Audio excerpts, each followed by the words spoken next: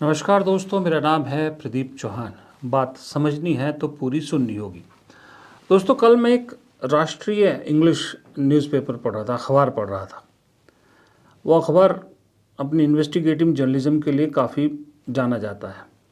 तो असम चुनाव को लेकर एक आर्टिकल था उसमें। उसमें जो एक लाइन मुझे थोड़ी अजीब लगी, उसमें लिखा था कि हेमंता बिस्वा शर्मा अनडिस्प्यूटेड लीडर हैं और एडमिनिस्ट्रेटर इतने कामयाब हैं कि उनके लिए रास्ता बहुत आसान है। उसका मैं हिंदी तर्जुमा करके बता रहा हूँ आपको। कांग्रेस अपने अंदर मची खलबली से जूझ रही है। कांग्रेस से जिस तरह से नेता छोड़ के जा रहे हैं, उससे कांग्रेस उबर नहीं पा रही है। और ये उन्होंने जिक्र किया, ये इस पर बड़ा स्पेसिफिक फोकस किया था उन्होंने।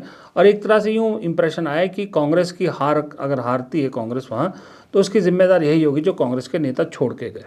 कौन गए? सांसद प्रद्युत बोरदोलोई और एक पूर्व अध्यक्ष भूपेन बोरा, वो गए। और इस तरह की खबरें आपको बहुत से अखबारों में, बहुत से चैनलों में मिलेगी। जाहिर सी बात है, चैनलों में तो मिलनी है, क्योंकि चैनल तो आपको पता है किसके हैं। लेकिन अखबार भी एक तरफा कहानी सुना रहे हैं।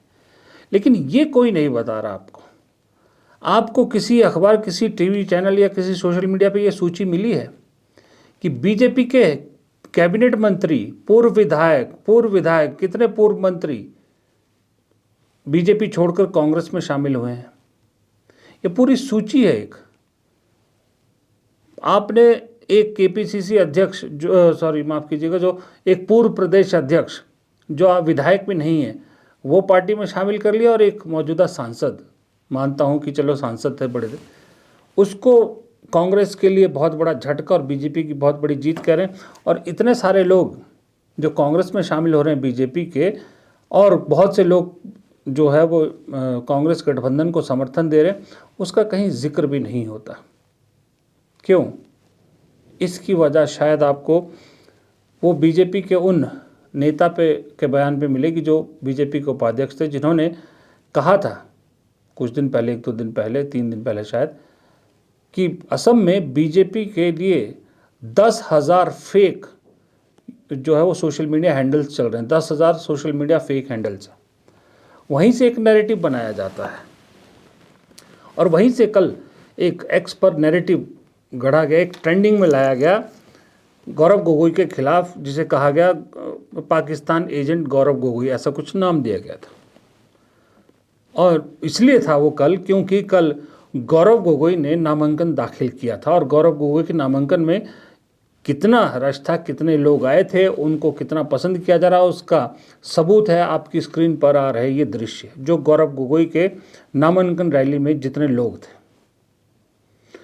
उसी चीज़ को कमतर करने के लिए वो एक ट्रेंड चलाया गया, गौरव गोगोई को पाकिस्तानी एजेंट करार देने के लिए। लेकिन ये बात मैं तो अच्छी तरह से जानता हूँ, खास करके कांग्रेस का हाल देख के, कि सोशल मीडिया पर कुछ भी ट्रेंडिंग होने से आप चुनाव नहीं जीतते हैं। वरना कांग्रेस अब तक सारे चुनाव जीत चुकी होती, जिस तरह से जितने व्यूज़ कांग्रेस के, खास करके राहुल गांधी के वीडियोज़ को मिलते हैं। ये तो तय है। अब चुनाव जीतने के लिए चलिए आपने ट्रेंड तो चलवा दिया, लेकिन हकीकत तो ये तस्वीरें बयां कर रही है। और ये सिर्फ गौरव गोगोई नहीं, जो भी कांग्रेस प्लस कांग्रेस गठबंधन के उम्मीदवारों का नामांकन हो रहा है, उन सब में आपको ऐसी ही भीड़ देखने को मिल रही है। और ये ऑर्गेनिक भीड़ है, कोई लाई हुई भीड़ नहीं, क्योंकि भीड़ लाने के लिए ना तो कांग्रेस के पास पैसा है, ना सहयोगी दलों के पास पैसा है। हाँ, बीजेपी के पास सब कुछ ज़रूर है।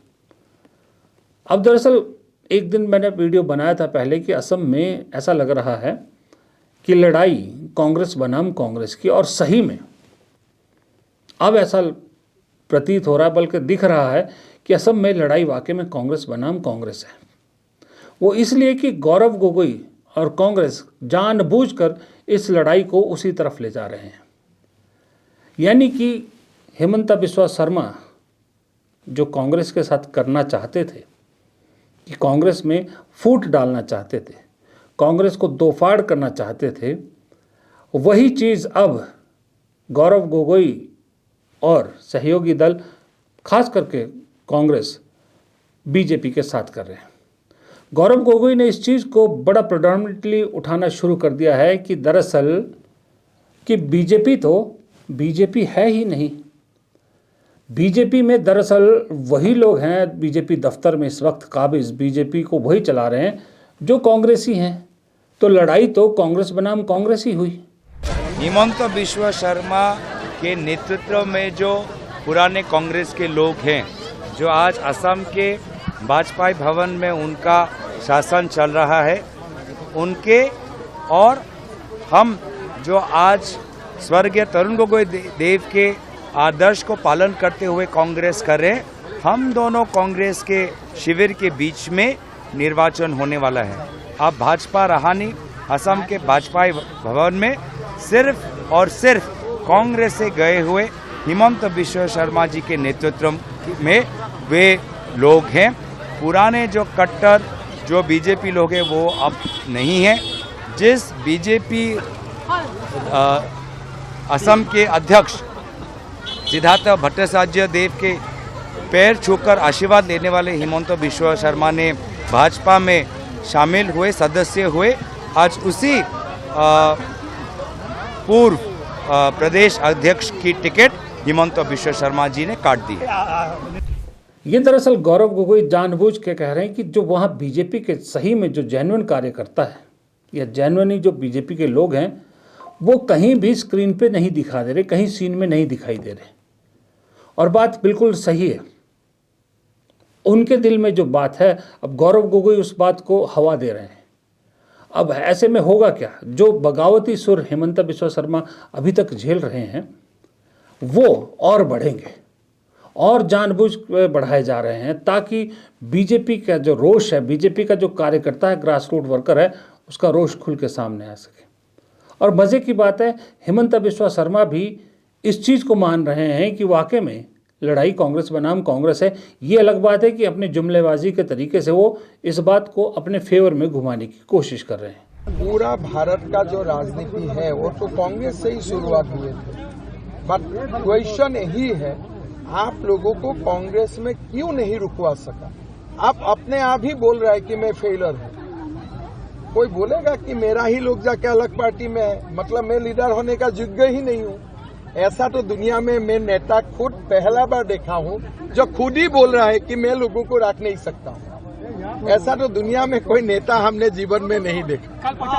अब हिमंत बिश्व शर्मा का पिछले कुछ दिनों की अगर आप बयान सुनोगे वो भी कहीं से आपको बीजेपी वाले बयान तो कहीं नज़र नहीं आ रहे। ना वो कहीं मेरे को किसी बयान में जो है वो अपनी ये काम को दर्शाने की बात कर रहे हैं, ना वो कहीं किसी चीज़ के लिए मोदी जी, अमित शाह, बीजेपी का कहीं जिक्र कर रहे हैं। वरना बीजेपी में तो हर चुनाव मोदी जी के नाम पे लड़ा जाता है। हिमंत बिश्व शर्मा के अगर आप पिछले एक हफ्ते के बयान उठाओ, खास करके वो प्रद्युत बोरदोलोई के ज्वाइन करने के बाद के बयान अगर आप उठाओ तो एक भी जगह आपको मोदी जी का जिक्र नहीं मिलेगा। उन बयानों से आपको एक ही झलक मिलेगी कि हिमंत बिश्व शर्मा मान चुके हैं कि असम में बीजेपी वही है, वो पार्टी से ऊपर हैं, उन्हीं के नाम पे बीजेपी है, वरना बीजेपी का कोई अस्तित्व नहीं है।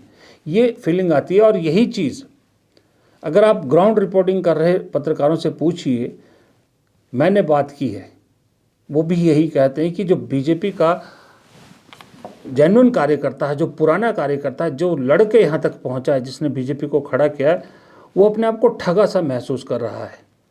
वो घर बैठने को तैयार हो गया है, वो ढीला पड़ गया। तो मैं उनसे पूछा पत्रकारों से कि फिर आप लोग ये छापते क्यों नहीं या आप लोग दिखाते क्यों नहीं। तो वो कहते हैं कि हमारी ऑर्गेनाइजेशन इसको अलाउड नहीं करती। हम अगर स्टोरी इस एंगल से छापते भी हैं तो उसे दिल्ली में जाके या जो भी हेड ऑफिस है वहाँ एंगल बदल दिया जाता है। और सोशल मीडिया हैंडल्स वहाँ पूरी तरह से कंट्रोल्ड है।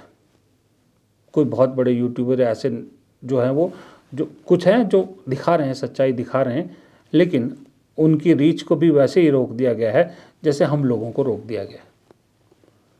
तो ये असम के अंदर की कहानी जो दिखाई जा रही है आपको यही दिखाया जा रहा है। मैं फिर भी बोल रहा हूँ कि लड़ाई आसान नहीं है। असम की लड़ाई सबसे इंटरेस्टिंग है। पश्चिम बंगाल का मैं आपको गारंटी दे सकता हूँ कि ममता बनर्जी फिर से एक बार बीजेपी को पटखनी देंगी। तमिलनाडु में डीएमके प्लस की सरकार वापस आना तय है। केरल में कांग्रेस को कोई रोक नहीं सक रहा। पुडुचेरी में कांग्रेस डीएमके की सरकार को कोई रोक नहीं सकता। एक तरफा दिख रहे हैं, लेकिन जिस चुनाव को सब लोग खास करके सरकारी वाले जो हैं वो एक तरफा बता रहे हैं, दरअसल सबसे मुश्किल वही है।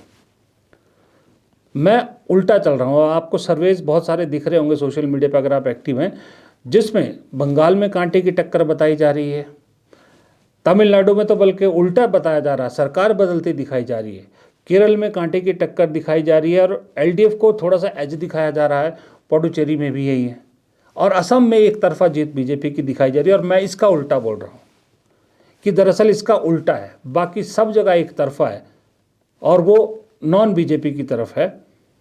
असम में मुकाबला बहुत टाइट है। ये मेरा अब तक का आंकलन हो सकता है, मैं गलत निकलूँ, मैं ये थोड़ी बोला कि मैं कोई बहुत बड़ा भविष्य वक्ता हूँ, मैं जो बोल रहा हूँ सच ही निकलूँगा, लेकिन क्योंकि मैं वहाँ ग्राउंड में नहीं हूँ, लेकिन जो ग्राउंड में है उनसे बात करने के बाद फीडबैक जो मिल रहा है वही मैं आपके सामने रख रहा हूँ। फिलहाल इस वीडियो में इतना ही। प्रदीप चौहान को दीजिए इजाज़त। नमस्कार।